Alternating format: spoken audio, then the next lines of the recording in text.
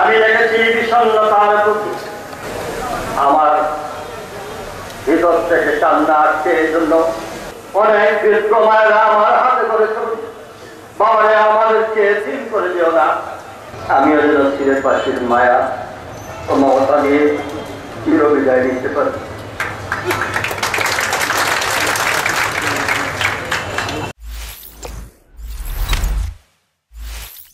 রাত দিন কাজ করার চেষ্টা করে কতটুকু সফল হতে পেরেছি জানি না, কিন্তু গত কয়েকদিন আসন্ন সিলেট সিটি কর্পোরেশন নির্বাচনে আমার অংশগ্রহণ নিয়ে প্রতিদিন দেশ ও বিদেশে অগণিত শুভাকাঙ্ক্ষীদের একের পর এক মত, একের পর এক বার্তা আমার সুস্থ জীবনের বড় প্রাপ্তি।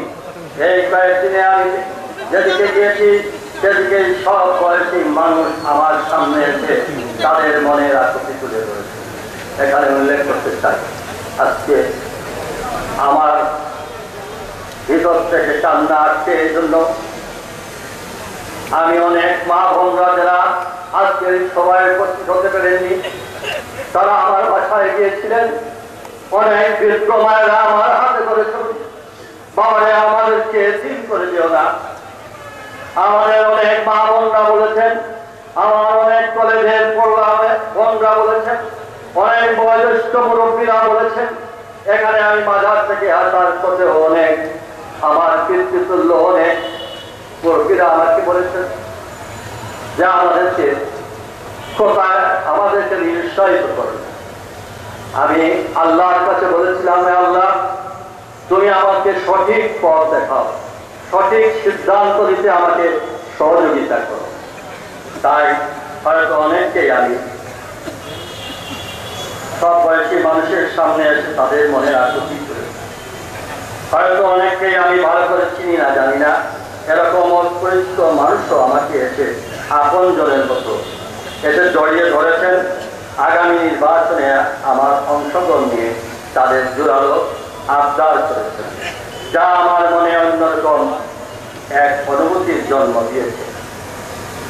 মাঝে মাঝে এমনও হয়েছে নির্বাচনী পরিবেশ নিয়ে চরম হতাশা প্রকাশ করে অনেকের কাছে যখন আমি নির্বাচন করব না বলে আমার প্রাথমিক মনোভাব প্রকাশ করেছি, তখন তারা আবেগপ্রবণ হয়ে পড়েছে। আমি দেখেছি বিষণ্ণতার প্রতি মুছে পড়েছেন অনেকে। এই যে হাজার হাজার লাখো লাখো মানুষের যে আবেগ, যে অনুভূতি, তা ভাষায় প্রকাশের যোগ্যতা আমার মতো একজন ক্ষুদ্র মানুষের পক্ষে সম্ভব নয়।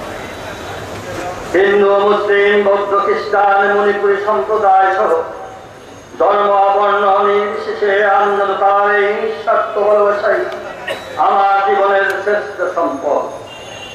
কথা দিচ্ছি, মেয়র না থাকলেও নগরবাসীর দিন সুস্থ রাত থাকবে সিলেটের সকল কল্যাণমূলক কাজে এবং আপনাদের সুখে দুঃখে সব সময় পাশে থাকবো ইনশাআল্লাহ। আমাকেও একদিন রবের কাছে ফিরে যেতে হবে।